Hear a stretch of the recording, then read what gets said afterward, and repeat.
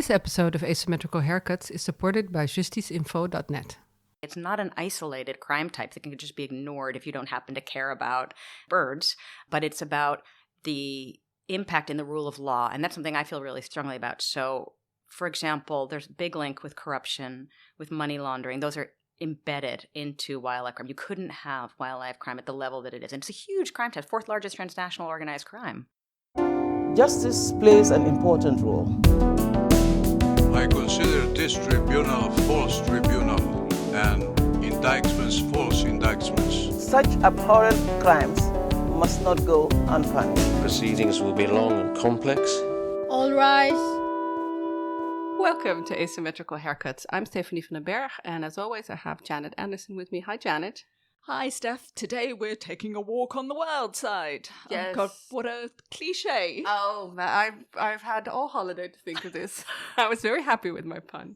But yes, we are taking a look at wildlife crime and how it interacts with other criminal behavior. And to talk us through this type of crime, we don't usually deal with the kind of court cases that we usually follow. We've invited Olivia Swaak Goldman of the Wildlife Justice Commission. Hi, Olivia.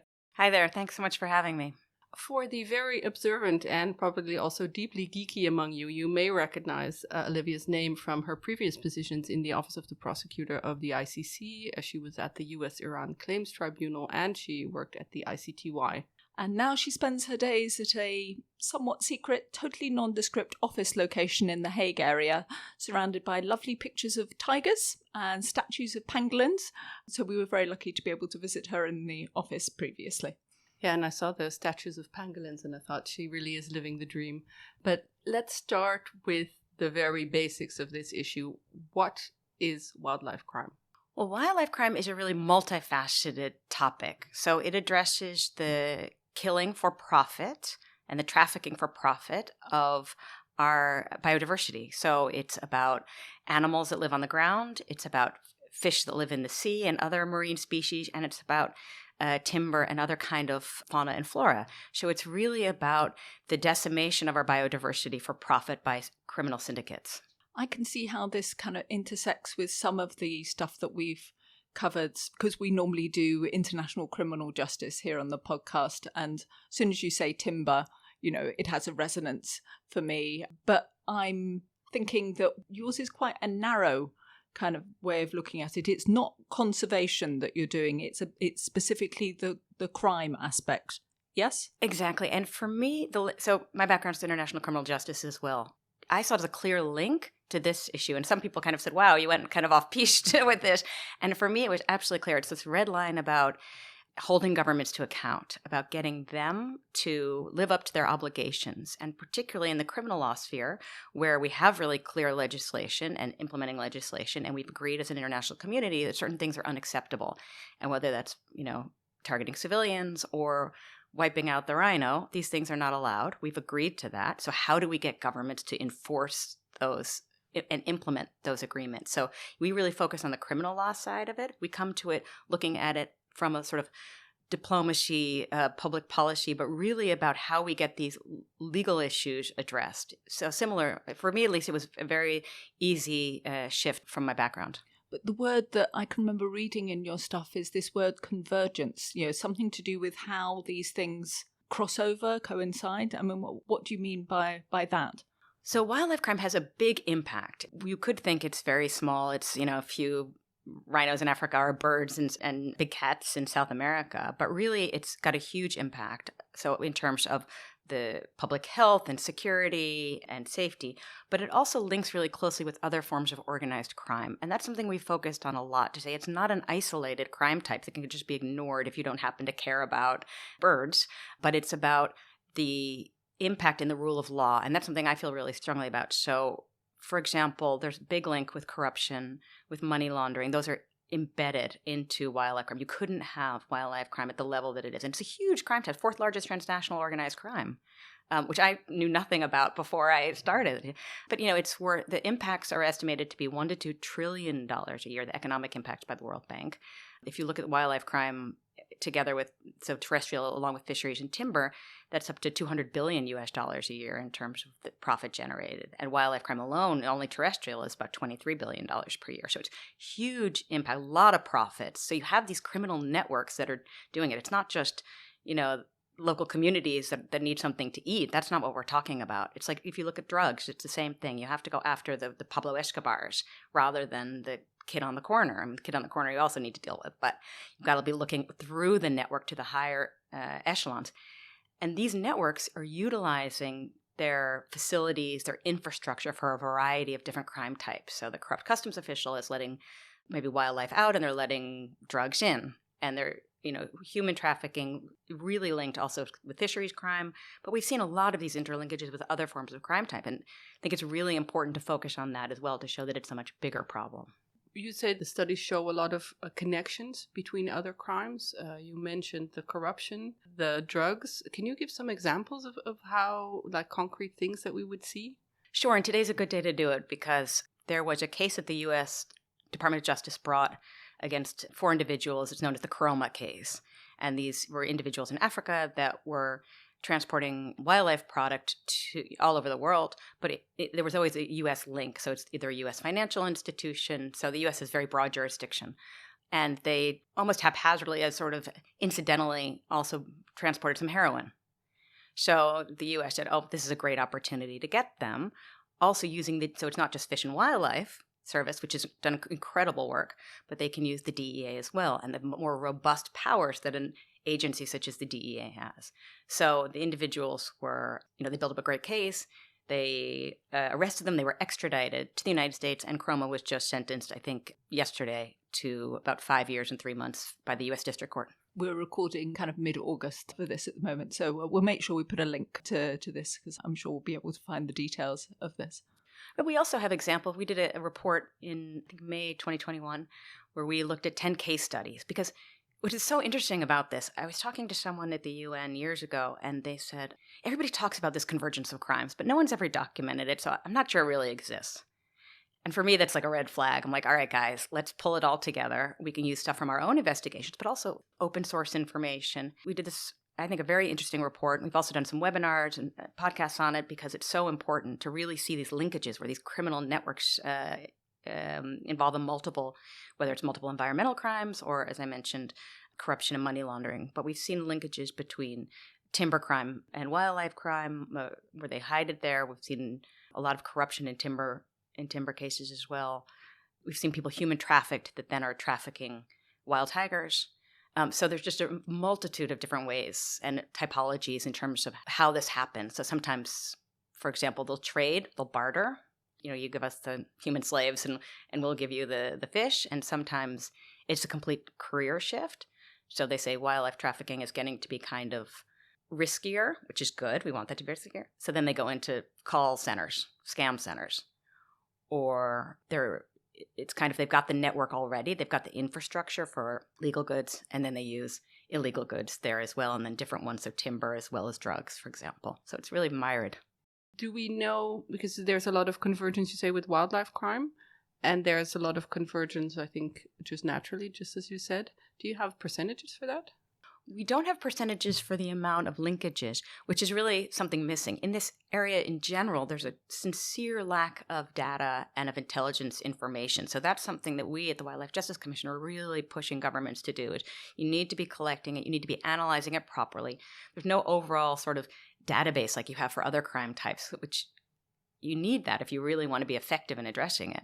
But there is some information that it's increasing significantly. So Edgardo Buscaglia, who's just fantastic scholar at Columbia and has just done a tremendous amount of work in looking through judicial case law. So actually looking at the case files that have gone through the court system and looking at organized crime groups and which charges that are being brought. And he's on our independent review panel and he participated in one of our webinars on this. And just as an example, he found that the incidence of convergence, including wildlife crime and other forms of organized crime, in the last 20 years went up 749% in the Sinaloa cartel in Mexico. And he had examples from Russian cartels and Ukrainian, and it's all going up just tremendously. Because it's smart business. You've already got the infrastructure in place, and it's diversification also. You don't want to put all your eggs in one basket, so to speak. So you spread your risk around a little bit. So it's increasing significantly. It's a huge problem, and governments aren't doing nearly enough to address it. I was quite interested by this idea that some networks kind of do it ad hoc. They're not really committed to it, but others, this becomes their new career as such, and it becomes the essential thing that they do. Could you talk through a couple of examples of those? Sure. So there's some examples where networks start out doing drugs, for example, and, they get it linked to some rhino horn or the live pet trade's a huge problem as well, baby turtles, especially like commodities. So if they're doing drugs and then they add in rhino horn, for example. So they're using these infrastructure already, and sometimes they see that the risk is lower with wildlife crime. Why is that? Because governments aren't paying attention to the way they are to drugs. So they don't need to be as operationally savvy as they would do when they're trafficking in drugs. Because when you're trafficking in drugs, you've got different authorities that have robust mandates that can go after you. Whereas wildlife crime, nobody's thinking about it. It's not a priority for most governments. They're not using the advanced investigative techniques that they use for drugs and other types of organized crime. So it's seen as a safer way, sort of low risk, high reward. And the profit margin is huge. So it makes it, really attractive for criminals that have a lower risk tolerance. It makes perfect sense to do this. So what we try and do is to shift that dynamic so that the risk goes up, and then people are less willing to go into this because they're devastating our planet by doing this. It's a finite commodity. We only have so many helmeted hornbills left and elephants, so we need to be doing something. So we need to ratchet up. We need to be much more professional in our approach by using the tools and techniques we have from fighting other forms of organized crime. And when you talk about huge margins, you just said a lot about rhino horns. What is the margin on smuggling a rhino horn?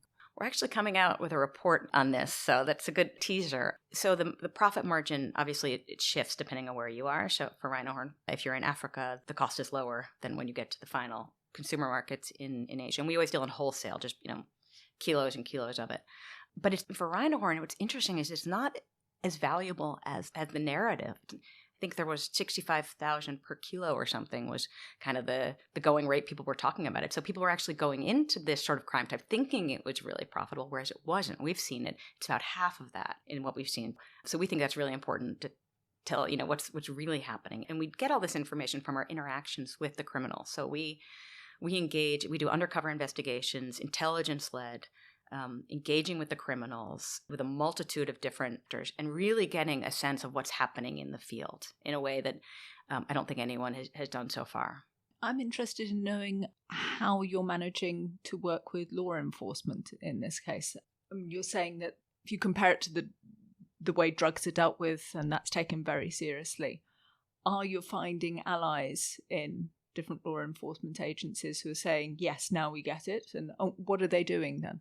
Absolutely. So the original model of the Wildlife Justice Commission was based on the concept that governments weren't doing enough, and we had to hold governments accountable for not bringing the cases that they should be, not going for the top-level criminals, stopping at the poachers.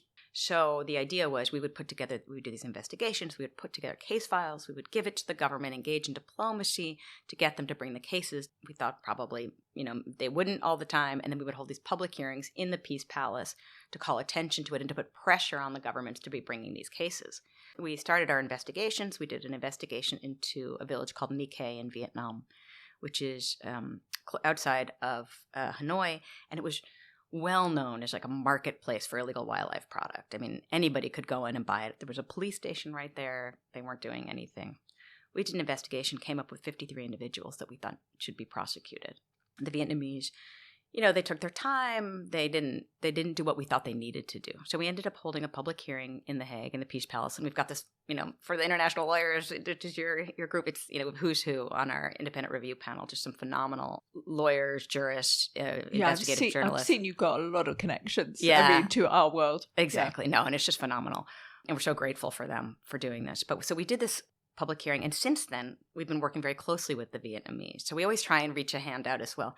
So it's not only the Vietnamese. What we've seen is every government we've asked to do something, they've done it, which is fantastic. But we kind of had to think, okay, so the public hearing, it's still there and we'll do it if we need to. But we haven't had to do it for a number of years because we've had these sort of, this great response from law enforcement. And there's a willingness to do something. If you give them everything they need to do it, they're willing to do it. And so what we start out with, we'll do everything for you.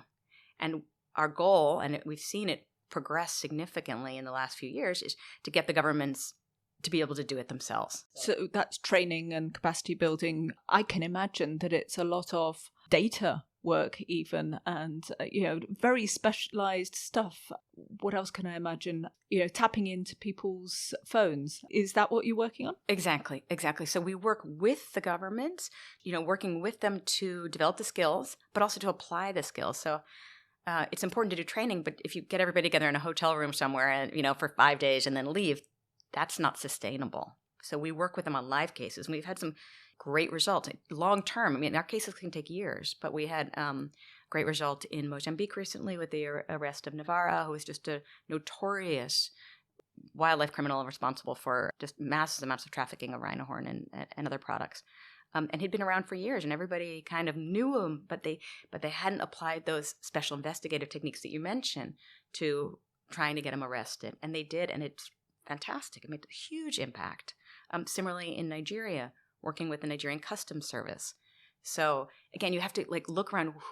Which are the agencies that are going to be most amenable, that are willing to do what it takes to bring these cases? And success breeds success. Also, you're helping those governments and those agencies to really to be empowered to take these great cases to be successful, and then they invest more resources. It's developing political will from the ground up, and we also do the top down, obviously. Like the IIIM, but for wildlife, and it's actually working. Absolutely. IIIM being the sort of Syria investigating, but this is a lot more practical. You're achieving what all those international investigative mechanisms want, that you prepare cases and local law enforcement is actually kind of taking them up and prosecuting them there because there's no international path for that. That is exactly it. And that's what drew me to this organization and to my role as executive director. I mean, it's phenomenal and it's really working. And that's after, almost 30 years of international justice. It's just a tremendous feeling to see it actually work. I mean, obviously, you keep the pressure on and all of that and working with them, but it's really effective, and that's so gratifying. We have to bring it back to this international criminal justice world. One example could be the Lord's Resistance Army in northern Uganda, but not while they're in northern Uganda, while they've been over the border in Central African Republic particularly. I mean, they have been linked to ivory smuggling and so on as a way to fund themselves. I mean, do you see examples where these things coincide, that a group that's committing also terrible crimes against humanity is also involved with wildlife crimes? So we've started in 2015. We started investigations really fully in 2016, and we haven't seen that sort of link, although I have read about it elsewhere. Perhaps it happened earlier before we started. But obviously where you have situations where the rule of law is just decimated and you have conflict, you're going to have all kinds of criminal activity, so including wildlife crime, but we haven't seen it as like a specific typology in the way that we have seen with other types. This other organization, I think, did a report about when you have terrorist groups that control territory, when you pay them to go into that territory, you're basically sort of funding the terrorist movement. For humanitarian access or for some other access, you might have to pay people off. Exactly. And then the wildlife criminals are also doing that. But that's very roundabout. We haven't seen a direct link, but again, that doesn't mean it doesn't exist. We're seeing more organized crime networks that are doing it for profit.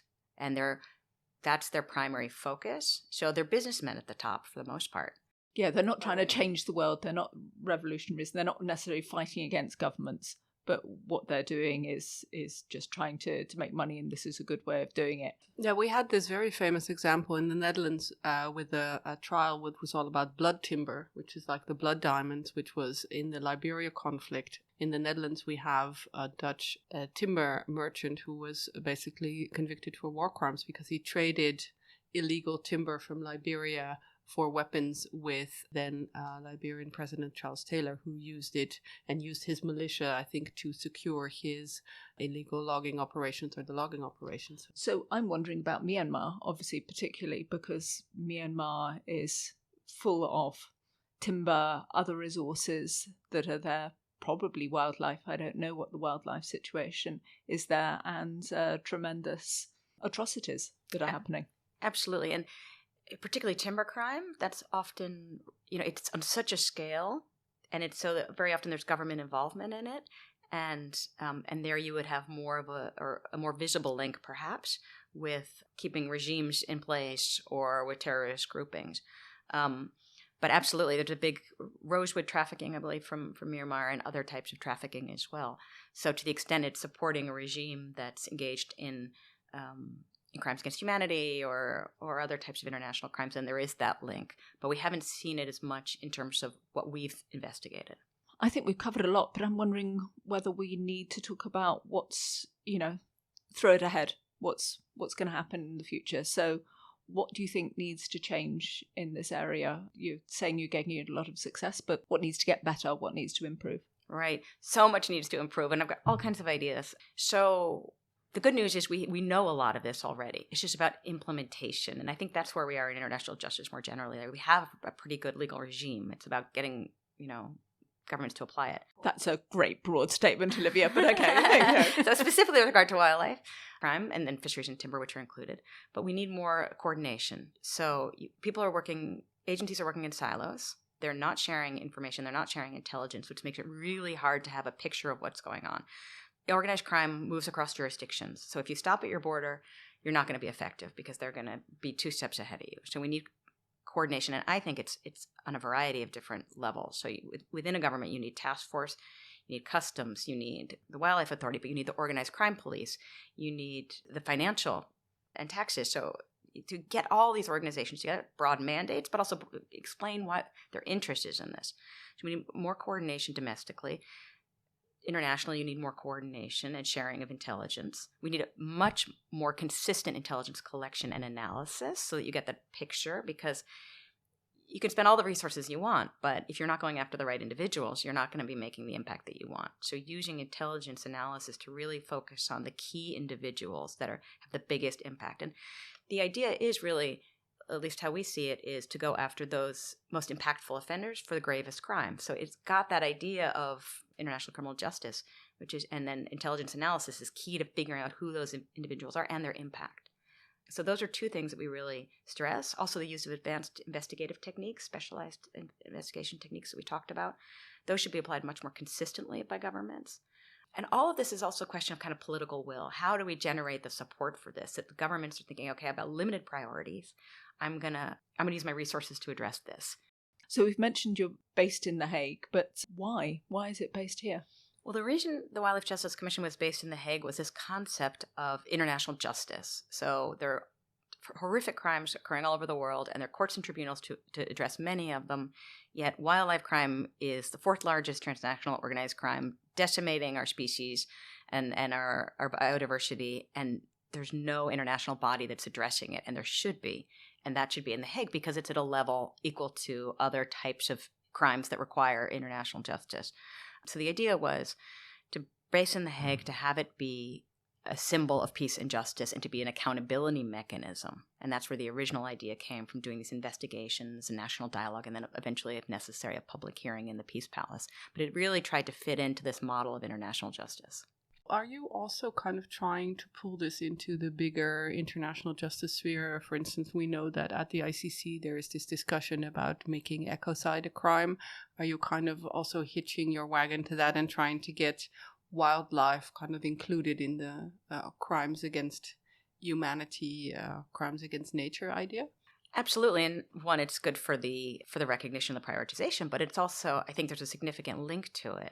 So we did a panel recently on, if you look at, for example, sharks. We've lost, I think, 70% of the sharks since 1970. So we're really just, wiping out the sharks. Sharks are apex predator, so they keep the ocean in balance. If you take those out, the ocean is less balanced. It's less able to absorb carbon. And we've also looked at wildlife crime as sort of an example of, it could be like a case study for whether ecocide could actually work. And it's almost an easier one to use because it's already in the criminal law sphere, whereas you're not talking about sort of the administrative or the regulatory. Pollution sometimes is more challenging. But so I think there are these links, certainly looking at climate change, looking at ecocide, looking at also other international bodies that are relevant. So the UN Transnational Organized Crime Convention obviously is incredibly relevant. They're having a conference of parties, bringing in the UN Anti-Corruption Convention, bridging this gap between sort of the conservation environment world and the international criminal law and criminal law world. So this is really where we see our role. So at the end of the podcast, we always like to ask our asymmetrical haircuts questions. And the first is always, what didn't we ask you, but we should have, or what should we have paid more attention to? Well, I think we touched upon it briefly, but I'd really like to just take a moment to discuss the wide breadth of wildlife crime. Even if you're just talking about terrestrial crime, we focus on iconic species. So those are the ones that people seem to care the most about because they're cute. They're the rhinos or the elephants. The pangolins. The pangolins, which exactly. are my favorite, but I guess they're not really super cute. Oh, they're pretty cute. A little scaly, but cute. The live pet trade, which is a huge problem that people don't think about. So the trafficking of orangutans, and I think today is World Orangutan Day. Oh, right. We're recording August 19th for anybody who needs to know. Put World Orangutan Day in your calendar. Okay. Exactly. And the devastation that comes from orangutan trafficking is just huge. So they traffic babies, for example, and I think on average 2 adults are killed for every baby trafficked. And obviously there's a whole reasons behind it. But anyway, live pet trade is a huge problem. They traffic them so that people can keep them around their house wearing dresses and diapers, but also big cat trafficking, jaguars, tigers, turtles. Yeah, just there's such a variety of different species that are under attack for profit. It's just devastating. And then we're not even talking about in the fisheries sphere or the sea cucumbers and the abalone and the sharks and the timber as well. So just it's a huge problem that's been under the radar for a long time. And I think it's great that you guys are taking the time to focus on this as well, because the devastation is immense and irreversible. And that's something that really concerns me. You mentioned a couple of cases, but you can also look back if you want. Do you have a favourite case or a trial, maybe in one of your other roles, or maybe one that you want to talk about to do with your current role, a wildlife case maybe? Well, we have a phenomenal team, and I'm really, really impressed with the work that they do. And as I said, it can take years. It can take up to 3-4 years. One case I'd like to talk about that I can't, where I'm just incredibly proud of what the team pulled together. But for example, this case, Navarra, that I mentioned in Mozambique, it's a phenomenal example of great investigative work, building that relationship in a difficult country, finding those heroes that are willing to do what it takes. The organized crime police in Mozambique has just been fantastic, really professional and under difficult circumstances. So I'm really, there's so many cases I could talk about, but I think the Navarro one's very recent, and he was an individual that people thought would never be arrested. And that is so great that the Mozambicans did this and we could play a role in assisting them. So that's the one probably I'd like to focus on.